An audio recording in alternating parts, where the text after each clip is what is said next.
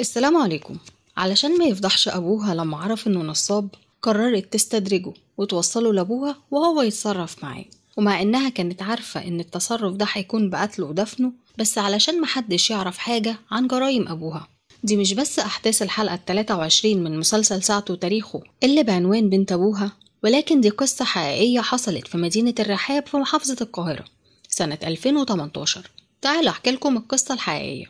وقبل ما نبدأ ما تنساش تدعمنا بلايك وتشترك في القناة وتفعل الجرس عشان توصلك فيديوهاتنا أول بأول. معاكم رانيا موجي ودي قناتكم حكايات براند.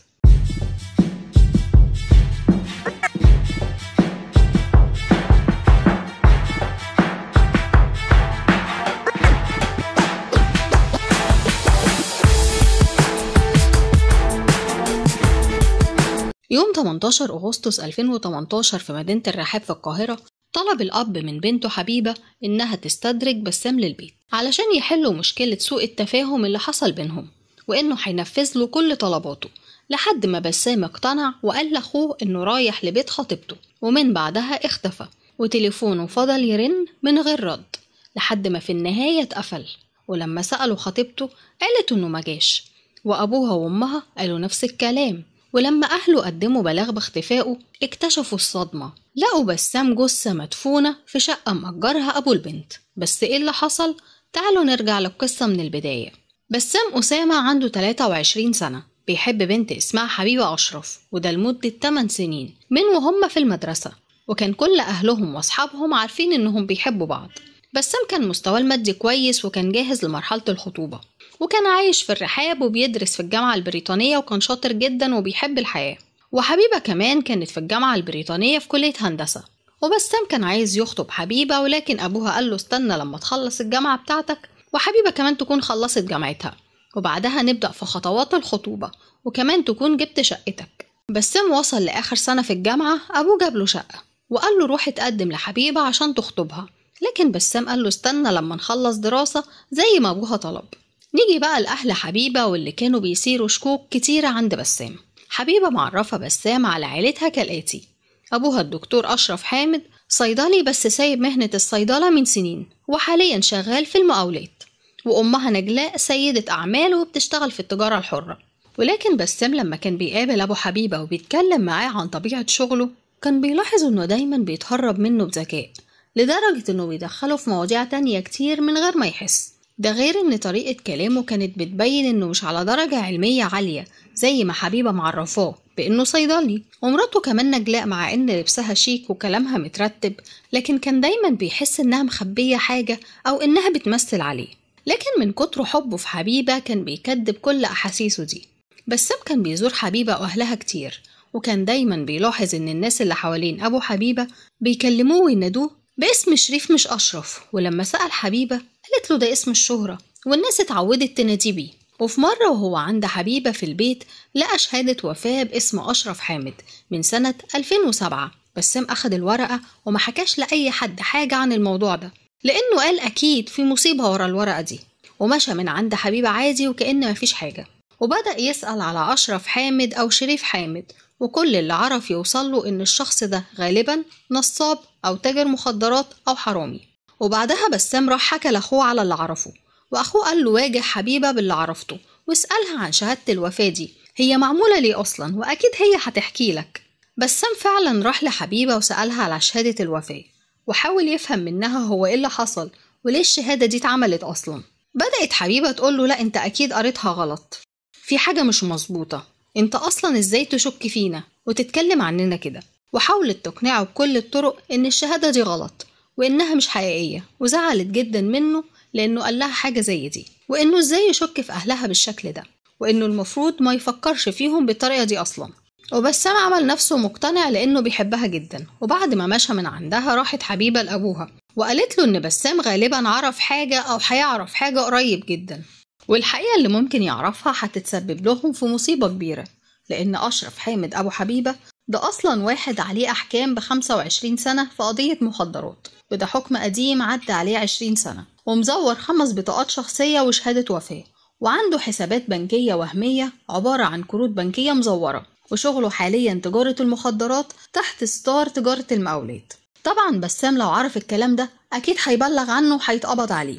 فأشرف طلب من حبيبة إنه يقعد يتكلم مع بسام، وقرر إنه يحكيله جزء من الحقيقة علشان يطمنه ويطمن إنه مش هياخد أي إجراءات ضده. لكن المقابلة ما مشيتش زي ما أبو حبيبة كان عايز. بسام كان بيتكلم معاه بطريقة مختلفة تماما عن طريقته اللي متعود عليها معاه. فهو كان بالنسبة له الدكتور الصيدلي المحترم، وبسام كان بيتكلم معاه بكل احترام. لكن المرة دي طريقة الكلام اختلفت، وبسام كان بيتكلم معاه وكأنه عارف إنه عامل مصايب ومخبيها، لدرجة إنه قال له لازم تتوب وتنتهي من كل الأعمال دي، لأني عايز أرتبط بأسرة أفتخر بيها. طبعا أشرف ما عجبهوش كلام ولا أسلوب بسام، وقلق منه أكتر، وقرر إنه لازم يهدده علشان يخوفه وما يدورش وراه ويقفل على الموضوع على كده. وكان معاه حبيبة وأمها، وبدأوا يخططوا إزاي يهددوه، وآخر حاجة وصلوا لها إنهم لازم يتخلصوا منه خالص. وهنا بدأت حبيبة في تنفيذ خطتها، وبدأت تقنع بسام إنها ملهاش دعوة بالمصايب اللي أهلها عاملينها ومتعرفش عنها حاجة، وإنها بتحبه، وإن كل حاجة أهلها عملوها من غير ما تعرف حاجة عنها. والمفاجأة بقى إن أمها كمان عليها قضايا نصب وتزوير، وعليها أحكام ب11 سنة سجن. حبيبة بدأت تقرب أكتر من بسام علشان تحاول تعرف هو ممكن يعمل إيه، بس فعلا طريقته كانت متغيرة معاها. طبعا هو كان مصدوم من اللي عرفه عن واحدة حبها 8 سنين، وكأنه لسه عارفها في الوقت ده. ومع إن أي حد مكانه طبيعي بسبب الصدمة هيتغير فطرة، ولكن الشك ملأ قلب أبو حبيبة، وقرر إنه خلاص لازم يخلص من بسام وبسرعة. وراح أجر شقة في الرحاب، وبدأ يجهز الشقة علشان يدفن فيها بسام. وفعلا أشرف اتفق مع عمال عشان يحفروا في المطبخ، وحفر حفرة كبيرة وعميقة. وبعدها أشرف عمل صندوق خشب على قد الحفرة بالظبط، وبدأ ينفذ الخطة، وطلب من واحد يعرفه إنه يجيب له جردات. بس صاحبه قال له وفر فلوسك، أنا هجيب لك ناس مننا وعلينا ومش هياخدوا غير 4000 بس. وفعلا جاب له 5 أفراد، وبدأ أشرف يكلمهم ويقول لهم أنا تعبت من بسام خطيب بنتي، بيضربها ويهينها قدام الناس ومبهدلها، أنا عايز أربيه علشان يحرم يمد إيده عليها تاني.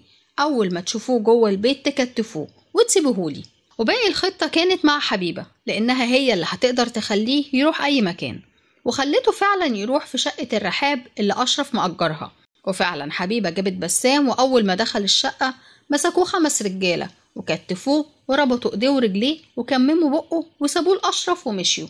وساعتها أشرف قعد يقول له ليه توصلني لكده، انت ما كانش لازم تعرف حاجة. بسام قعد يتوسل ليه ويقول له انا مش هقول حاجة ولا كأني اعرف حاجة، خلاص ما تزعلش، انا بحبك فكني. ولكن باين ان الكلام اتطور بينهم، وبسام حس انه في خطر، فبدأ يصرخ ويقول الحقوني الحقوني. وأشرف راح لبسام ومسكه من رقبته وخنقه لحد ما مات. وبعد كده جره من على السرير ورماه على الأرض، وقعد يجره لحد ما وصل للمطبخ اللي فيه الحفرة، ورماه فيها وحطه فوقيه شوال الفحم علشان ما يطلعش ريحة، وقفل عليه بالخشب وركب سيراميك فوقه وكأن مفيش حاجة حصلت. وبعد ما خرج حبيبة اتصلت بيه عشان تعرف حصل ايه مع بسام، وبدأ أشرف يقول لها ده هم أخدوه في العربية وكان فيه نشادر وهو مات من ريحتها ودفناه في الجبل. ومرة تانية قال لها ده مات في الشقة لوحده ورميناه في الصحراء. بس المهم إنها عرفت إن بسام خلاص مات. بعدها أشرف طلب من حبيبة إنها تتصل بأخو بسام وتسأله على بسام. وفعلا حبيبة كانت مع صاحبتها في المول واتصلت بأخو بسام وقالت له فين بسام، كان المفروض يقابلني وتليفونه مقفول. وهو طمنها وقال لها أكيد هيكلمك لأنه كان جايلك. الغريب بقى إن حبيبة كانت بتتكلم بكل برود وكأن فعلا مفيش حاجة حصلت وما تعرفش حاجة. أخو بسام لما لقى الوقت اتأخر وبسام ما رجعش البيت، وده كان بعد مرور 10 ساعات، راح بلغ الشرطة. وعشان الشرطة تتحرك بسرعة اتهم أشرف أبو حبيبة إن هو اللي خطف بسام أو أذاه.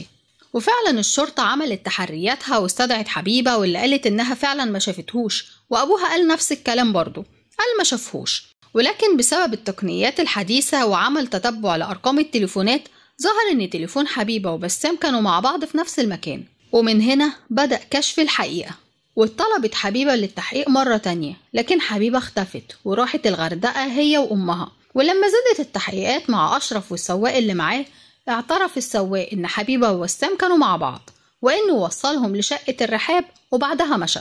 واتقبض على أشرف واتفتشت شقة الرحاب، وكان باين إن في جزء في سيراميك المطبخ لسه معمول جديد، وبالحفر لقوا جثة بسام، وتم القبض على حبيبة وأمها اللي عليها هي كمان قضايا نصب وتزوير، وتم الاعتراف بالجريمة.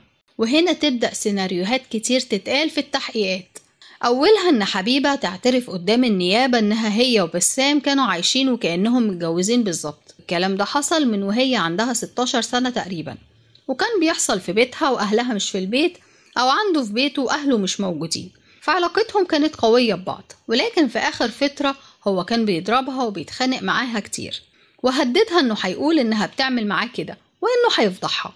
وقالت إنها كانت عارفة إن أبوها هيقتله في شقة الرحاب، وإنها هي اللي استدرجته للشقة، وكانت عارفة إن في ناس مستنياه عشان يكتفوه، وإن أبوها هيقتله. وبتحويلها للطب الشرعي أكد إنها فعلا كانت بتقيم علاقة من فترة طويلة. لكن سيناريو الأب كان مختلف، واللي قال إن البنت ما كانتش تعرف حاجة، وإنه فهمها إنه عايز يأدبه بس علشان بيضربها، وعلشان عرف إنه مزور بطاقته وشهادة وفاته، فعايز يأدبه بس، ولكنها ما تعرفش إنه هيقتله، وإنها استدرجته بناء على طلبه منها، ولكنها ملهاش دعوة بالموضوع ده خالص. والسيناريو الأخير كان من أخو بسام، وهو اللي فيه الحقيقة، واللي قال إن حبيبة وبسام حب 8 سنين، وإن أبوه جابله شقة علشان يتقدم لحبيبة، ولكن بسام قال له استنى لما أمسك شهادتي وأروح أتقدم عشان أبوها كان طالب مني كده. وإن قبل الحادثة ب15 يوم بسام وهو عند حبيبة في البيت لقى شهادة وفاة باسم أبو حبيبة، وساعتها مشى من عندها من غير ما يعرفها حاجة، وقعد يسأل عشان يفهم إيه اللي حصل، لكن ما قدرش يفهم حاجة غير إن في حاجة غلط أبوها بيعملها، وإنه غالبا نصاب أو حرامي حاجة شبه كده، وإنه نصحه إنه يروح يسأل حبيبة لأنها حب عمره وأكيد مش هتخبي عنه حاجة. لكن كانت الغلطة إنه سألها، لأن وقتها هي قعدت تقوله أنت إزاي تشك فينا، وزعلت منه وراحت قالت لباباها. ويوم الحادثة هو كان جايب لها حاجة دهب علشان يديها لها هدية، لأن خلاص كان هيستلم شهادته الشهر الجاي وهيتقدم لها رسمي ويتخطبوا. لكن واضح إن باباها قلق منه وخايف إنه يفضح جرايمه، وقرر إنه يقتله. المحكمة حكمت بالإعدام على أشرف أبو حبيبة، والسجن المؤبد لحبيبة، والسجن المشدد لباقي المتهمين اللي ساعدوهم في ربط المجني عليه من 5 ل10 سنين لكل واحد منهم. هستنى رأيكم في التعليقات. لو الفيديو عجبكم ما تنسوش اللايك والشير، والناس اللي أول مرة تشوفنا اعملوا سبسكرايب وفعلوا الجرس عشان يوصلكم كل جديد. ولو انت مشترك ما تنساش تعمل شير في كل مكان، دعمكم مهم قوي عشان نقدر نكمل. ولو عايزين نقول القصة الحقيقية الحلقات التانية من المسلسل اكتبوا لنا في التعليقات، ولو عايزين نتكلم عن موضوع معين اكتبوا لنا برضو في التعليقات. بس كده، واشوفكم في فيديو جديد. السلام عليكم.